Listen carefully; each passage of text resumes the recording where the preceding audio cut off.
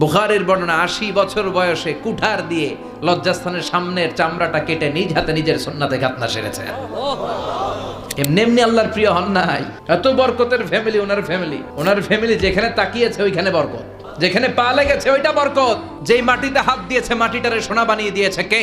প্রতিদিন ১২০টা রহমত নাজিল হয় এই কাবা ঘরকে কেন্দ্র করে। সিত্তুন আলী তাইফিন, ৬০টা রহমত যারা খালি তাওয়াফ করে। এই তাওয়াফের ইবাদতটা ওই জায়গা ছাড়া পৃথিবীর কোথাও করা যায়? আর ৪০টা রহমত যারা কাবা ঘরে নামাজ পড়ে। ৪০ আর ৬০ ১০০, বাকি রইল কয়টা? বাকি ২০টা যারা তাওয়াফও করে না, সালাতও পড়ে না, খালি কাবা ঘরের দিকে তাকায় থাকে। রাজমিস্ত্রিগিরি যখন করতেছিলেন বানাতে বানাতে আর নাগাল পায় না, আল্লাহ বলে এই পাথরটার উপরে দাঁড়াও। উনি দাঁড়ালেন, এবার যতটুকু উপরে ওঠা লাগে পাথরটা অটোমেটিক্যালি উপরে উঠে যায়, যতটুকু নামা লাগে অটোমেটিক্যালি নিচে নেমে যায়। কোন পাথরে আপনি ইচ্ছা মতো লাথি মারলো এখানে পায়ের দাগ পড়বে। সাইয়েদনা ইব্রাহিম ওখানে দাঁড়ানোর সাথে সাথে উনার ফুটপ্রিন্ট পাথরের মধ্যে লেগে যায়। কাবা ঘরের পাশে গোটা বিশ্বের মানুষের